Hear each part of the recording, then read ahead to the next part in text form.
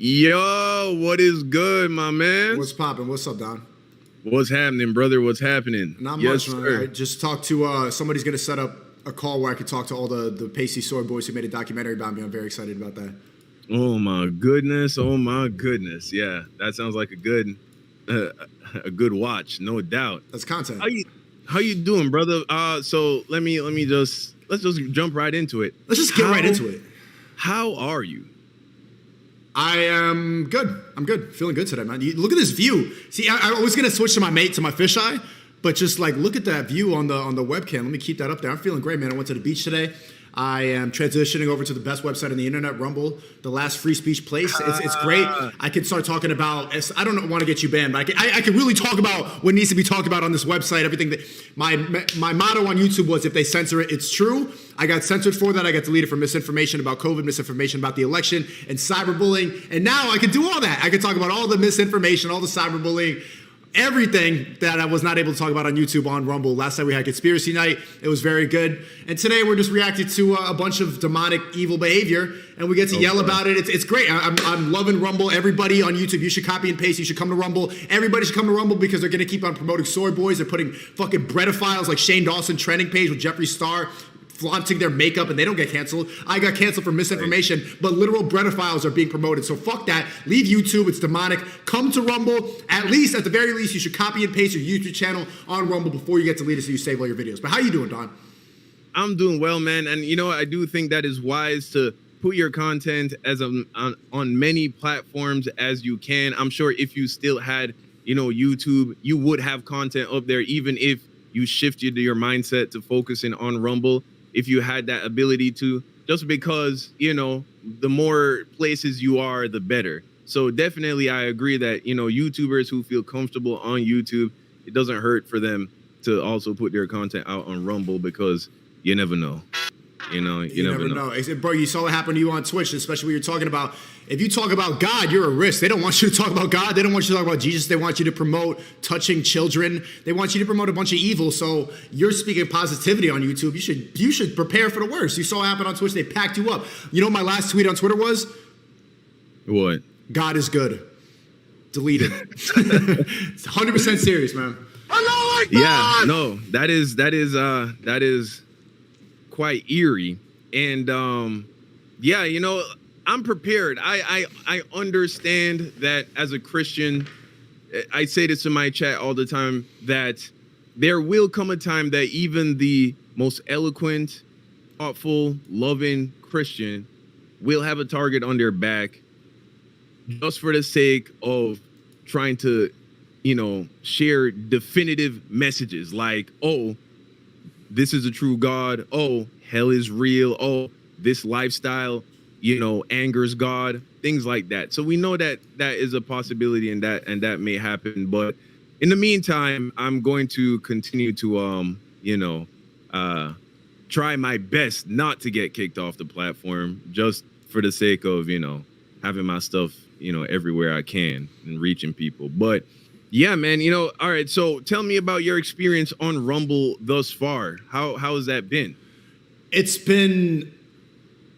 a huge adjustment, because the same formula that was working on YouTube was not going to work on this website. It's the same thing with Twitch. It's like the way you stream on Twitch is different than how you stream on YouTube, because Twitch, you're not really thinking about how you're going to record it and put it on YouTube for the most part. YouTube, I was streaming 4 videos. But right now, I'm getting Rumble Ranch. Thank you, Rice Cunny said Christ is King. Everybody in my chat is way more on my side. So I have a lot of religious people in here. They're always trying to check me. They're saying things are haram. This is sinful. Everyone's pretty much on the same page here. So on YouTube, I had to yell into the void more. I was saying, wake up, wake the fuck. I was trying to speak to everybody. But if you're on Rumble, you pretty much agree with me.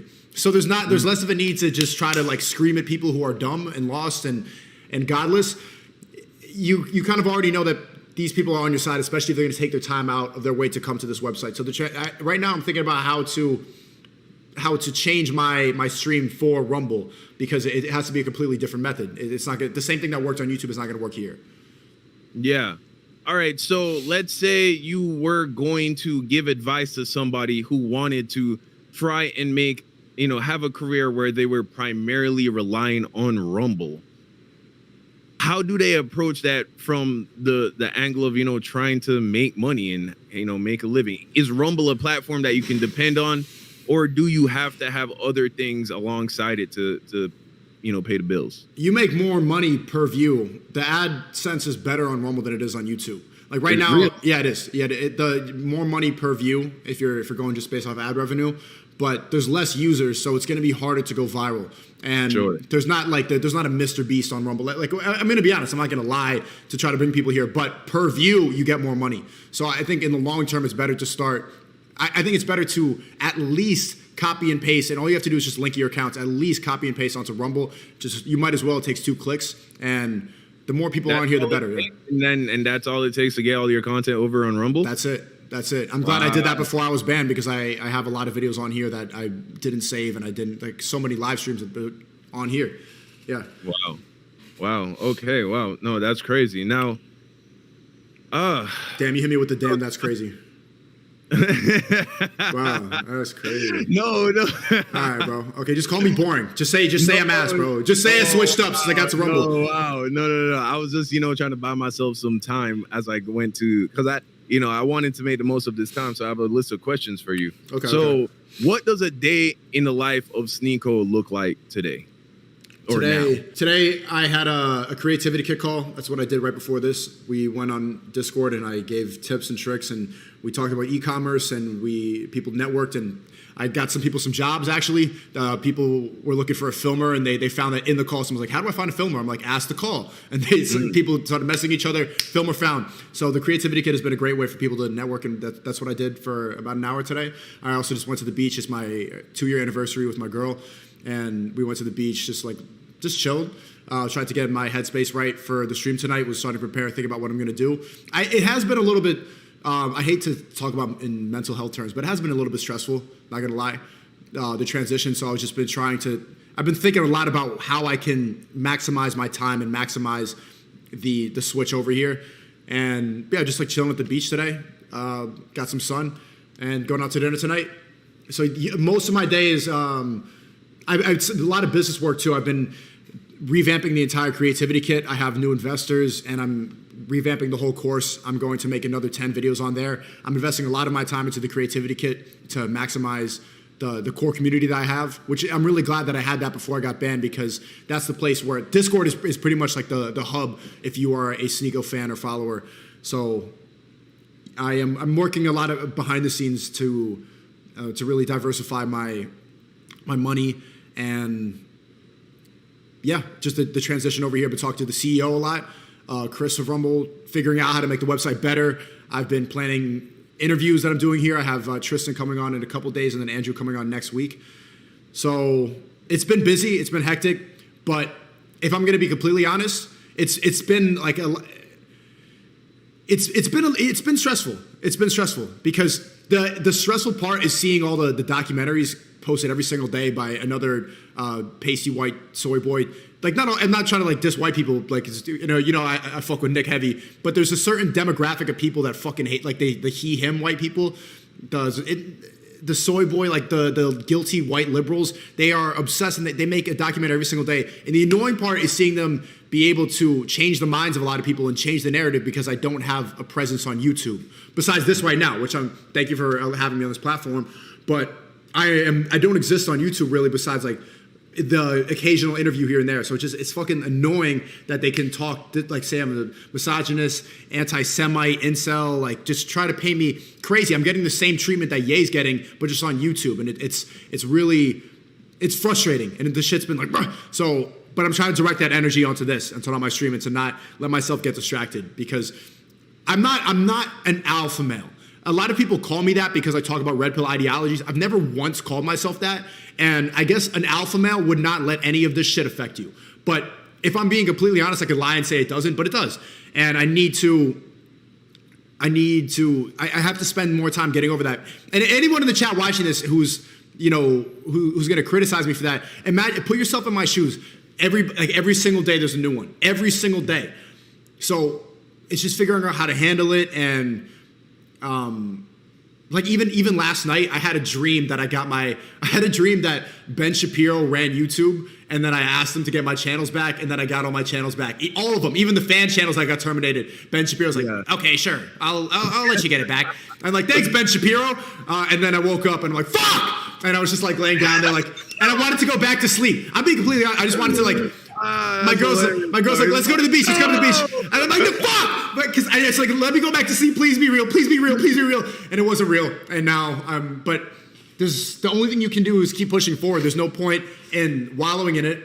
I was debating if I should even like go on vacation or take a break, but I don't want to. I needed to triple down right now. What the right thing to do is just work 4 times as hard so that I don't need Ben Shapiro. Yeah. No, I hate that it had to be you, and I'm sure if you could. Well, I won't speak for you, but, if I could wave a wand because I think that this experience would you move differently? Let's say the powers that be reinstated your YouTube channel. Would you move differently? Yes. If I got it back? Yeah. But see, the common misconception is that like, oh, Sneako, you were being wild. My 3 strikes were COVID misinformation, election misinformation, and cyberbullying. And I got the cyberbullying one for that video that was months old.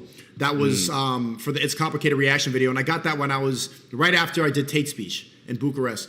I don't think that it was anything that I did wrong in the content. It was just they needed a reason to delete my channels, and then they just picked a bunch of reasons like that.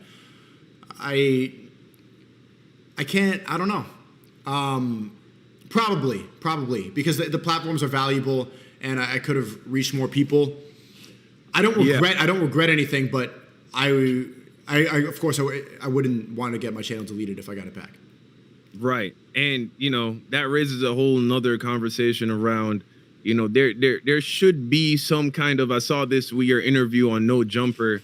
There should be some kind of like court of appeal or, like a jail. Even I say, okay, boom, this channel is on lockdown for 30 days, or something like that. Something that really allows you to speak to somebody, and come back. Because the thing with YouTube, sometimes it feels so like it feels like it's being ran by robots. You know what I mean? I'm sure if you could have a conversation with someone, by the way, have you been able to get in touch with anyone at YouTube? No. Have you made an attempt to go to YouTube headquarters? I've heard of people being banned in the past doing that. Yeah, the minorities did that. I don't think that would work. And they played my clip in the Senate committee. The chair of Homeland Security and the senator of Michigan said that I'm inspiring domestic terrorism. I think you were on that panel too. You showed up later, but the clip they played, you weren't on that panel yet. It was that panel with Nick and Destiny, Gideon, Laba, Laba, and they played that. So I don't think.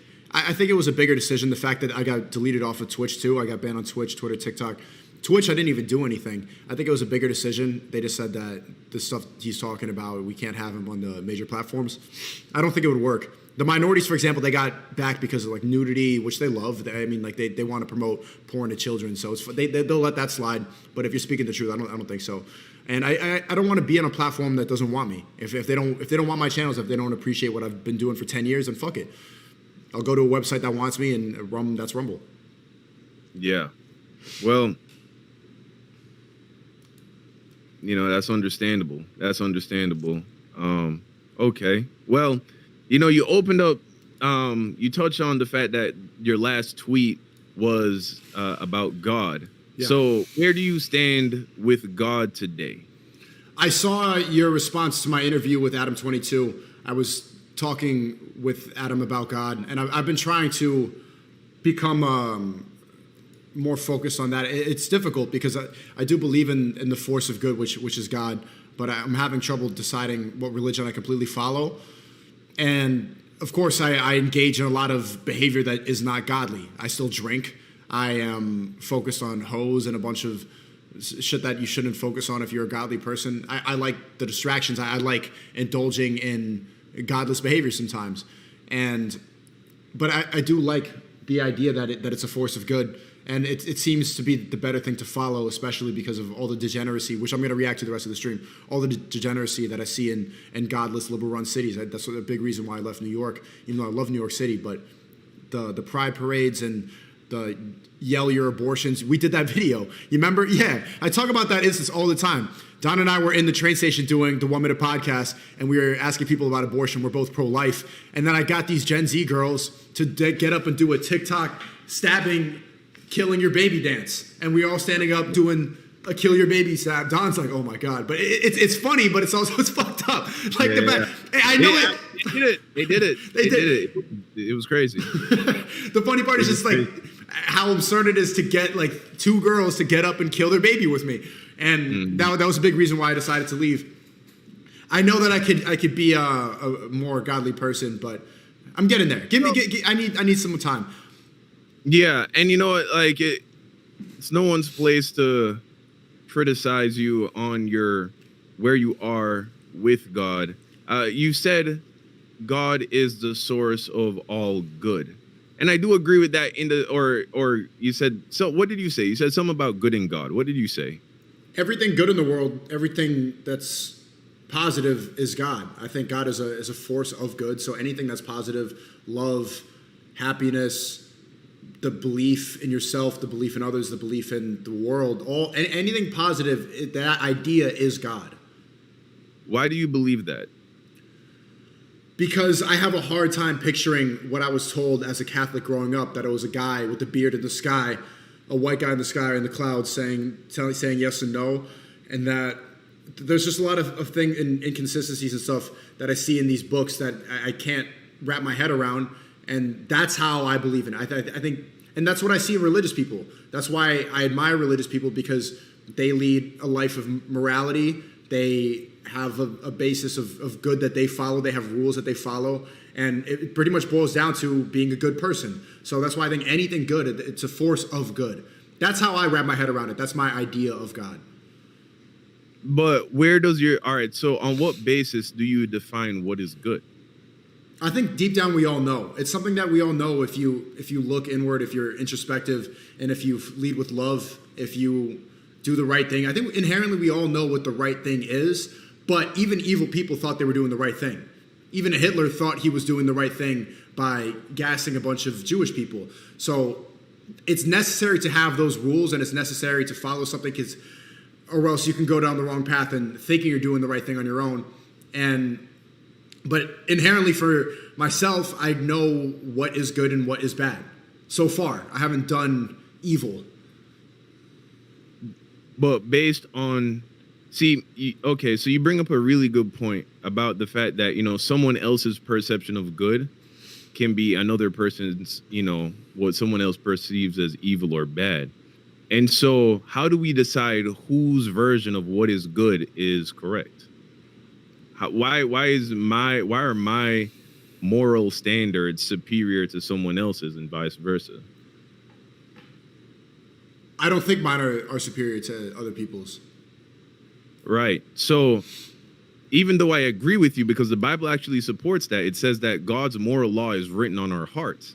And so what we perceive as our conscience is actually God's moral law directing us, telling us what we should do and shouldn't do. That is why, or how, those who don't hear the gospel of Jesus Christ, if they recognize that moral compass in their heart, they recognize that this world was obviously created by an intelligent God, and they do their best to move in that direction. There are a lot of people, there's debate on this. Some people believe that you have to hear the gospel and proclaim Jesus as God. But there are those Christians who believe if you don't ever receive the gospel, but you live your life in accordance, trying to live in accordance with that conscience and acknowledging that whenever you disobey in it, you are sinning against whatever created us, that will suffice as, faith. That will suffice as righteousness, allowing you to avoid going to hell, still purchased through the blood and of the death of Jesus. But, so my point is, I agree with you. The Bible supports that. However,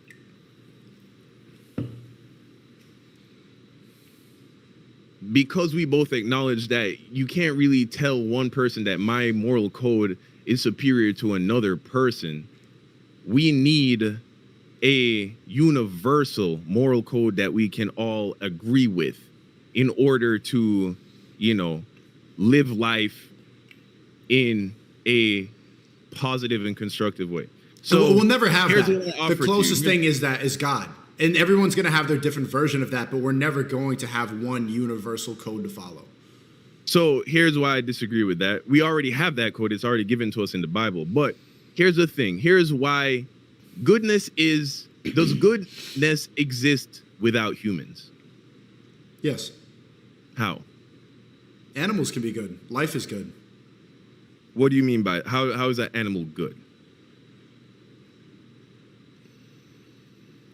If it raises a family, animals can start families. Sure, but good is a label that only works if there's a conscious mind that can decipher between wrong and right. When we say good, we really mean right. You know what I'm saying? When we do what is good, you do what is right, what is correct. And so animals, they just live off of instinct. They move completely off of instinct and impulse, right? If humans did the same thing, a lot of humans, I'm sure, would be doing things that we both categorize as bad. So good is more than just doing what comes naturally or what instinctually comes. But here's my argument for God. This is where I think what you should ask yourself. All of the greatest scientists, and even if we just observe the world around us, there's a consensus that this world has a beginning, right? A point of origination. All things that have a point of origination, all things that begin to exist, has a cause. And when you look at the nature of the world around us, it is clear that it was crafted by an intelligent mind. There's nothing that you have ever observed in existence that is complex, that was crafted by chaos, came out of chaos. Everything that is ordered needs to be done so by an intelligent mind. Even when you look at things that we like to describe as natural, like a bird's nest, that still required intention. And so when you look at something as complex as the universe, as intricate as DNA, it clearly suggests that an intelligent mind ordered it this way. And since it has a point of origination, so whatever caused the universe to come into existence and designed it in such a well-constructed way, that is God. That is my argument to you. What do you think about that? As opposed to just goodness being God. I see that. Sometimes there's something like the Fibonacci sequence. People see patterns in the universe and the way that the eye looks like the galaxy, or the way flowers look like pussies and cactuses look like dicks. Ayo. You could see patterns and like, oh, okay, like a tree is kind of erect like a dick. Bumbuka! Flowers are shaped like, and they're feminine. They look like pussies. If you really analyze them, you're like, oh, okay, feminine and masculine. You could see the pattern in nature. So yeah, I could see that. That doesn't fully convince me, but my belief is just it's a force of good. But I see that. I've looked into the Fibonacci sequence and I've looked into patterns of the universe. But I mean, you don't even have to do that. You don't have to look at. Give me an example of something creating itself.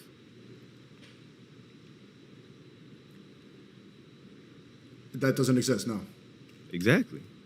Yet we exist. The second law of thermodynamics: energy can neither. This go back and forth. Atheists and theists have had this debate back forever, because then you say who created God, and then you say God created himself. Because if you're gonna God never created himself. Atheists and theists supposedly go back and forth in this, but the atheist argument is actually very weak. And I don't want to try and convince you. This is just food for thought and for people that are listening. But these are just questions that philosophically, logically, when you try to answer them, the best argument is an intelligent creator. That it's not like there's this idea in the atheist community. And remember, I was an atheist between the ages of 16 and like 22, 23, maybe even 24. This idea that, oh, God is just a cop-out excuse for when you can't answer something. And it sounds nice until you just buy into it. But when you really press that idea, it has no legs to stand. You cannot come up with a better explanation for the existence of a created thing like our world than it being created by something else. And when you think of what it takes for something to create something else, right? Whatever the creation or the creator is always unbound by the creation, right? Like just think about a painter painting a painting. He's completely unlimited and unrestricted by the canvas and the paint. He could throw it all away and it wouldn't matter to him. So when we look at everything that governs our world, you have things like time, space, matter, energy. That means whatever created it is unbound, unrestricted by all of that. And so what do you call something that is unbound by time? I don't know. Tell me. Eternal. Something that was never created nor will ever cease to exist. Ugh. And so that's how you end up with a God that was never created, you know? And I get that it's a hard concept to really grasp because we have nothing that exists within our world that reflects that we can point at and say, oh, that's what eternity looks like. That's what an eternal thing is. And we never will. But it's just the biggest way I'm convinced is just that the belief makes you lead a better life. So I choose to believe in God because everybody who does, societies run better if people do believe in God.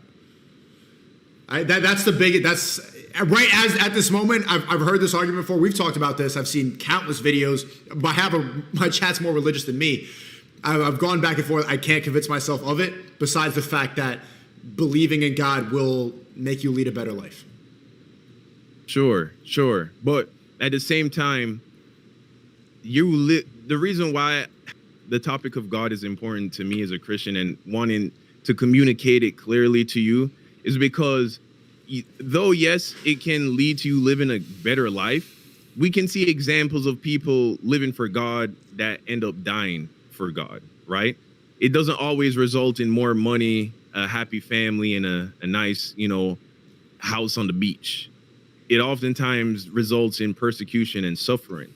But the most important reason to want to know who God is because after death, we have to face him. And in death, we will be judged by him.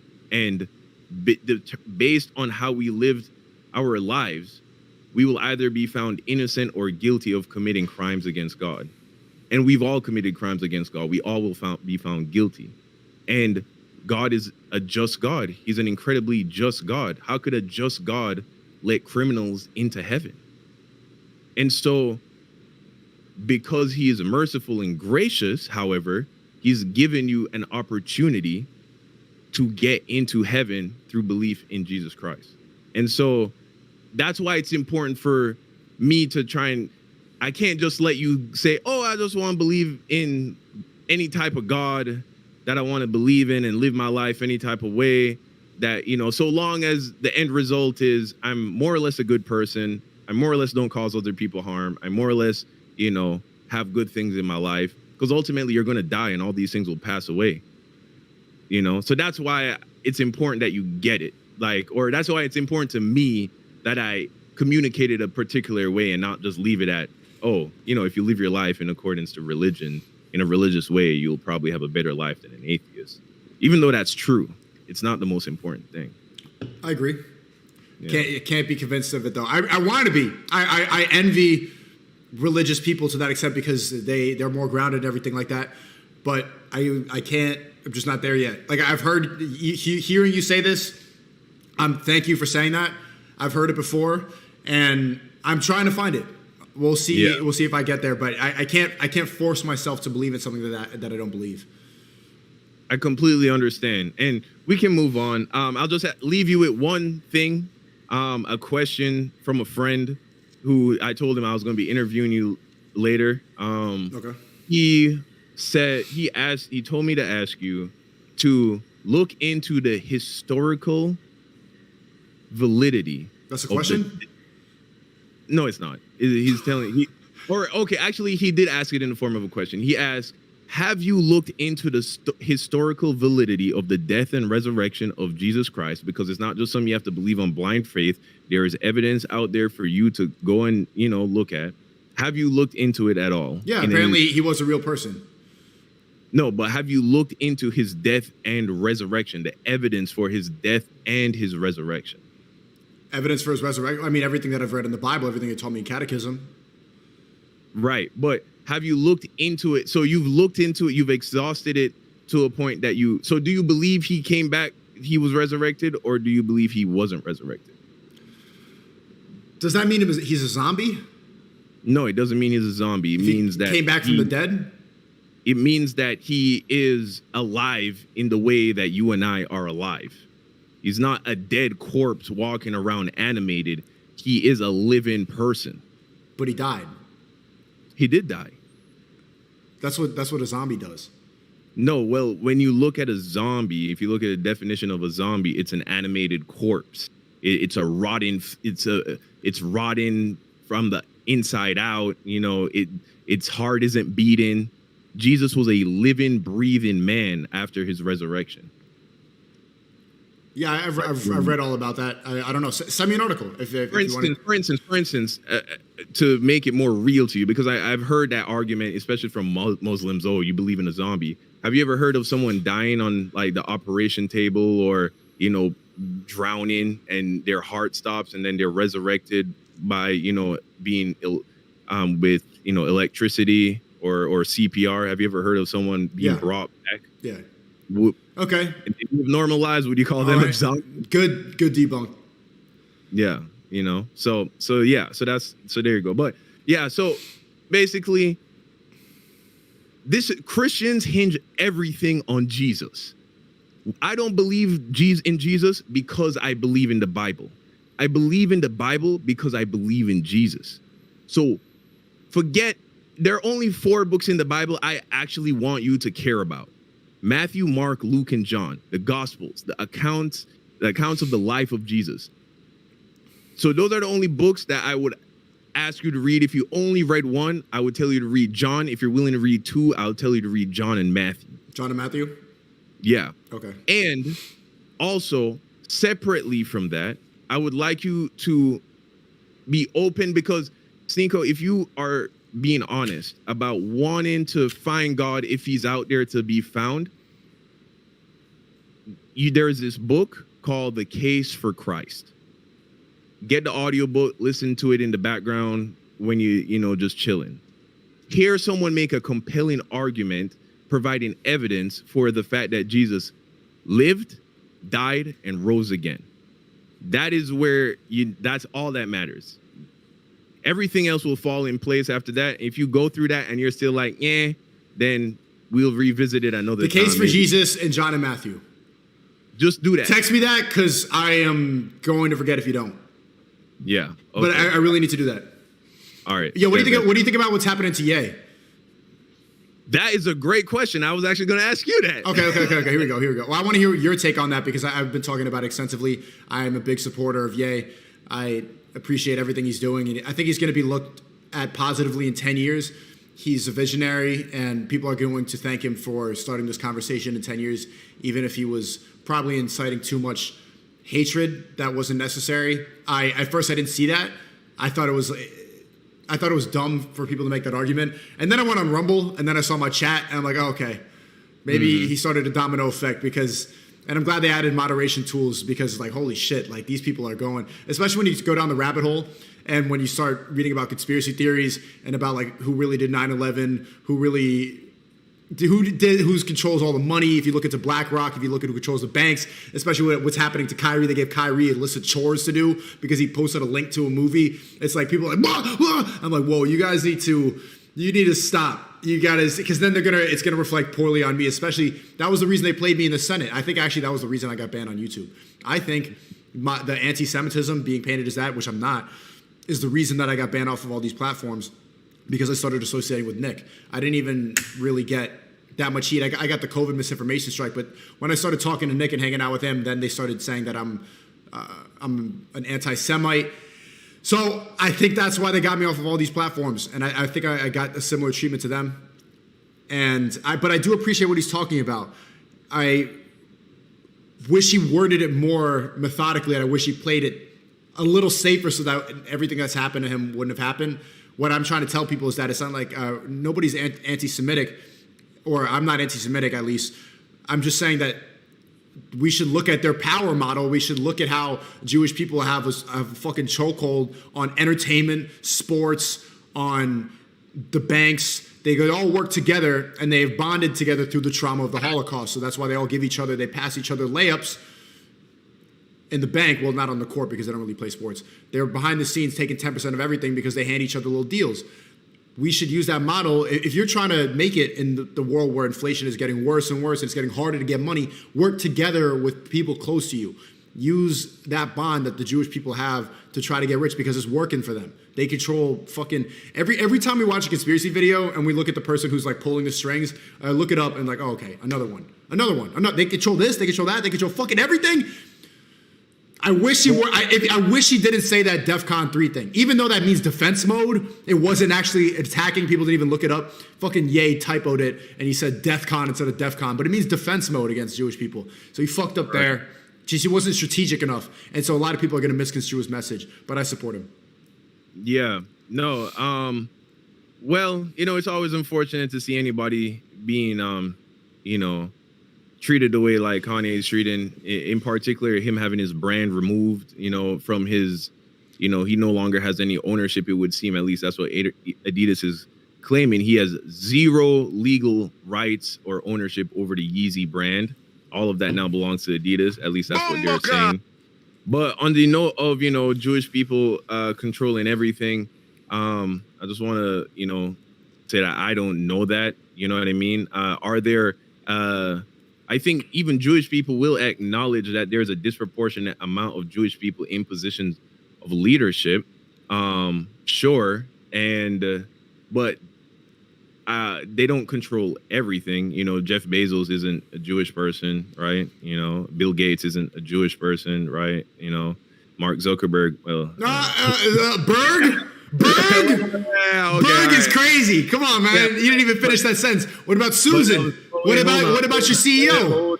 Hold on. The point is, though, that already debunks the idea that everybody, you know what I'm saying? Everybody. It's not everybody. That's one. It's not everybody, but there's... Two, here's why, even if you want to explore this idea, Sneako, here's why it's important to be conscious of why it is that Jewish people have a problem with that kind of rhetoric. And it is that was the same rhetoric used by Hitler to justify the Holocaust.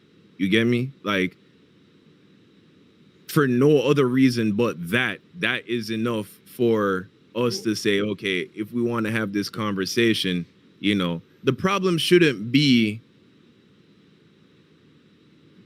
that Jewish people are in positions of power, right? And is there anything preventing us from getting in positions of power? I don't see anything to suggest that. We see people of all walks of life in positions of power all around the world. You know what I mean? So I think that's a situation with that. And let's say that there is truth to it. Now, I just can't give an actual opinion because I don't know. I haven't done any research in it. And the reason I haven't, besides the surface level stuff, is I don't care. Yeah, don't. It's not worth going down that rabbit hole because I really think if you learn some of this stuff, then you're going to be a target because this happened time and time again. As soon as you talk about it, they pack you up. They debank you. You get no-fly list. Adidas gone. You got to apologize. They call you insane. Ye tweeted that some people were threatening to take away his kids and that they were going to call him a crazy person. It's like for this, you might as well not do research on this. It's better to not know. Yeah, but here's why I don't care. Even if it was true. Here's what I'm saying. Even if all this information is true. Because did you watch that documentary that Kyrie Irving linked out? Did you watch the entire documentary? I watched the first hour. It was boring. Okay, all right. You watched it? I watched the entire documentary, and they make an interesting argument, a compelling argument at times. And even if that stuff was true, it doesn't change anything for me.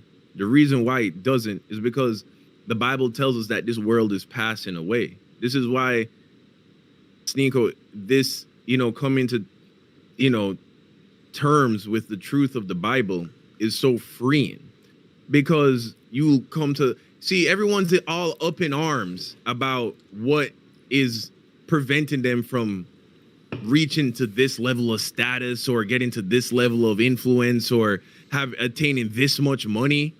It doesn't matter. None of it matters. All of it is going to fade away. You could die tomorrow.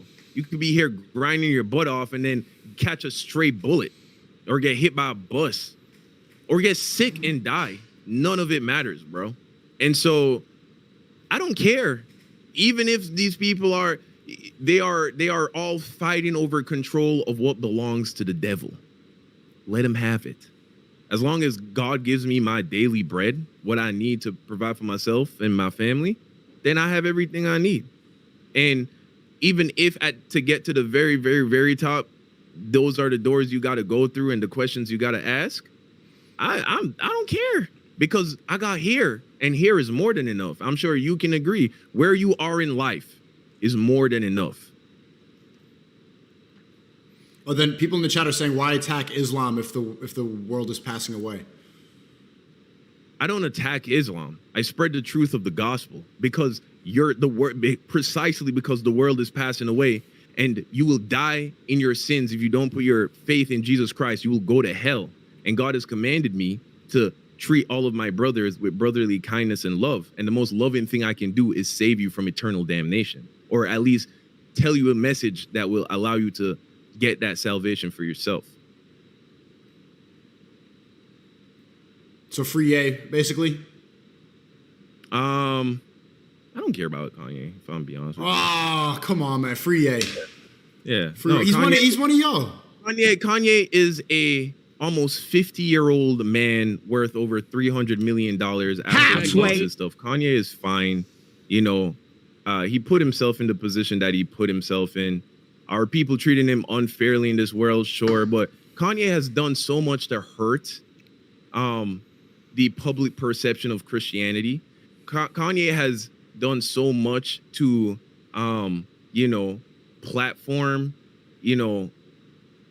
Kanye has sowed a lot of seeds of destruction in this world, and so I personally, is whatever. Kanye ain't worried about me.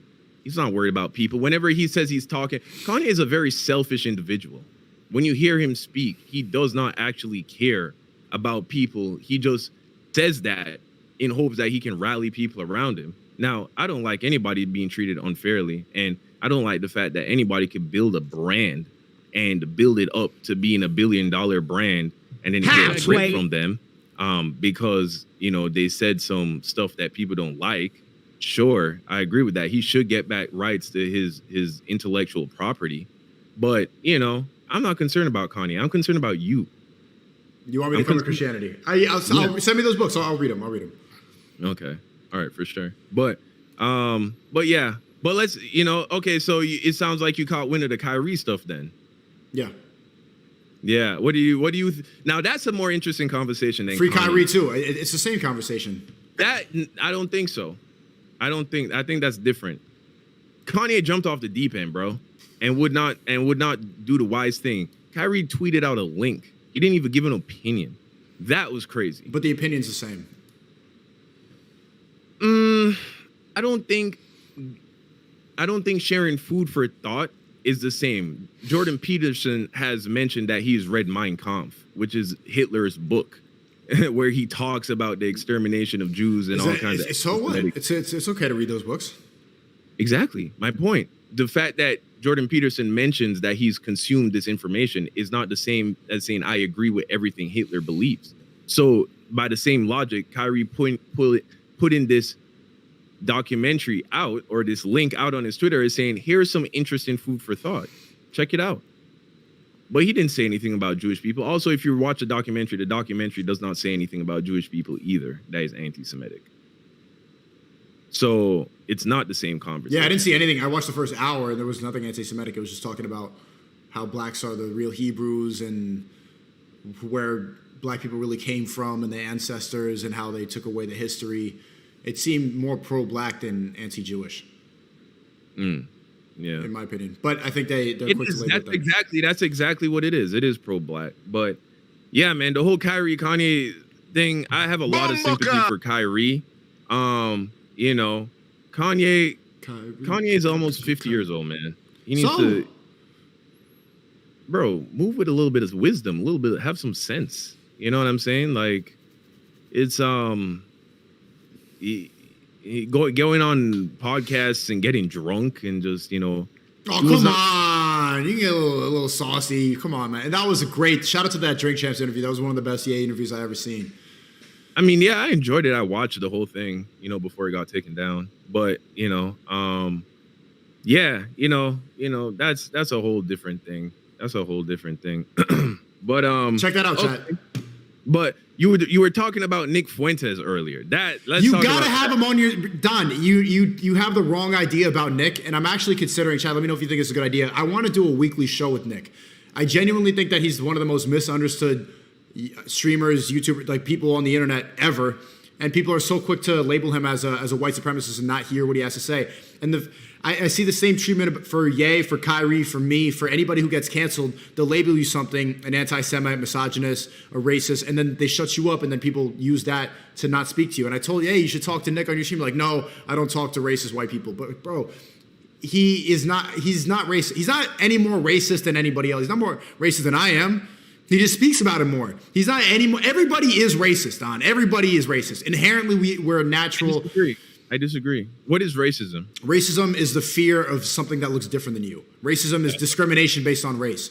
It's discrimination based on race, and that comes from being scared of someone that doesn't look like you. And so it's natural to be racist. Everybody is like that. I disagree. What is racism? It's discrimination based on race. That's the definition. Racism, I mean, that may be what it is now, but originally the definition of racism is couched in the belief that one race is inferior to another.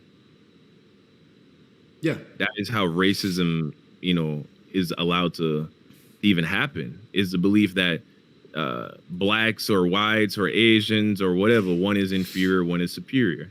And it is the belief in one being inferior to the other. And what he's a race realist, so he understands that we're good at different things. Like, Don, let's be honest, who's better at basketball, black or white people? I would say most of the good basketball players are black. Okay, so you could generalize and say black people are better than white people at basketball, correct? Not always. Okay, but I'm saying a generalization, because obviously not always, obviously, but in general, black people are better than white people at basketball. I would say most of the good basketball players are black, yes. Okay, but can you also agree with my statement? I can't. It's too vague. It's not that vague. Too vague. Just generalize. The problem is, you know this is true, but you know where I'm going to go with it. Everyone knows this. Like, if we're probably not on the camera, if we don't have a mic on, we'd say, yeah, black people are better than white people at basketball. So, yeah, but then you can use that statement and say that. Then you can use that and say, so you think black people are better than white people? No, they're better at basketball. We have different strengths and weaknesses. So, race realism is something that people should invest their time into, but we're not supposed to talk about these things because if you go down the rabbit hole, it's so quick. I don't believe there's any merit in investing time into exploring whether or not you are going to. Because here's the thing, it's not because here's the problem with race, that concept, right? Boom, you're a black person. Boom, so I'm better at basketball than people. You get cut from the team, a white guy gets put on the team, the coach is white. That coach is racist because I'm clearly better at basketball because I'm black and he's white. What stops that from happening? Exactly. That's why a lot of people can't handle race realism because they'll get clouded and they won't act accordingly. Well, here's the thing. Who is 100% anything? You know, you yourself are a mixture of several races. You know, yeah. I know I have, variations in my family tree. You know, it's stupid. It's stupid. You know, even Nick Fuentes, he's half or a quarter Mexican or something like that. You know what I'm saying? Like, I know, you know, their black people were brilliant, their white people were brilliant, their Asians, and I think Yes, it's the point is there's generalizations that are accurate. Like, what are you not like? You're like 6'5". There's no Chinese people that are 6'5" besides Yao Ming. Like, but the tallest people in the world are white. I know, but my point is that there's obvious generalizations. We understand that most black people are taller than most Asian people, and so you can apply that logic to anything else. And so we can make those generalizations about things like basketball. The reason that people think that Nick is racist is because he talks about IQ. That's when people get really triggered because, like, you think I'm smarter? But yeah, IQ is not even a good way to determine intelligence. We know that an IQ test is something that you can actually study for and prepare for. That's true. It is true. Yeah. But more often than not, whites and Asians are better at designing things and are better at inventing things. And that's just the truth. I don't know if I can say that is true. I'm sure I'm a better drawer than you. Okay, but Don, the point is, if that's true, but the generalization is true. In general, there are more better whites and Asian are better at math than Mexicans and black people. In general. I would say yes if you look at the averages of like things like test scores and things of that. Exactly, and of course there's a million ways. There's a million ways to measure intelligence, but stuff like that is true. And he talks about that, and that's why people think he's racist. I think you should have a conversation with him. And if you promote free speech, and you are because I'm on Rumble right now, and you're still talking to me, we should talk to everybody like that. And I talk to Nick on a regular basis. I'm telling you, he's not a racist guy. Not any more than the average person. He's just more realistic. I think the reason that he's so canceled is because he's one of the most realistic people ever. I don't know, bro, because here's the thing with like the race realism thing is I think that correlation does not equal causation, and it doesn't, to just boil everything down to the color of your skin does not take into consideration a million other variables that impact. Like, I had my best friend growing up was Chinese. His parents were on him to study, bro. Like he like while I'm playing soccer, he's going to like his second extra lessons. He had 2. I ain't never seen that before. This dude had 2 extra lesson classes on top of school. There's a lot of factors. There's a lot of factors for the generalizations. Meanwhile, little Tyrone, he hooping. Okay, so why don't you want to talk to him? What do you mean? Nick Fuentes? Yeah.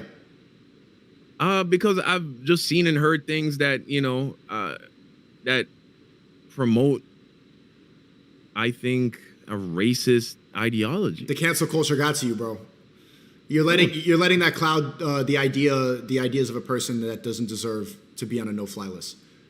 Well, here's what I'll do. I'll watch a video of a compilation of Nick Fuentes being allegedly racist, and I'll see if they were reaching for those things, because I think I'm a fairly, like, I started on the left, I went right. I would say I'm now somewhere indifferent. I'm just pro God, pro Bible, pro Jesus. But yeah, man, Nick Fuentes, that argument. All right, so how does this, and we can move on from this if you want, but how does this idea, right? So let's say that is true. Let's say that's true, that depending on your race, certain things are more, you're more likely to be better at some things than other things. Why does that matter? Because that's the reason that you're calling him racist, and that's why you don't want to talk to him. And if we're going, I follow the motto, seek truth through funny. That's one of the most truthful things about the world that people are afraid to talk about, because people get triggered when you start talking about race realism. And I like the truth. I'm addicted to it. And you don't see people ever talk about that or get into that idea because it's so quick to people's emotions get in the way. So I think it's a good conversation to be had, especially if most people are afraid of it. I like talking about shit that makes people uncomfortable. And if it's making you uncomfortable for no valid reason, then you should be able to explore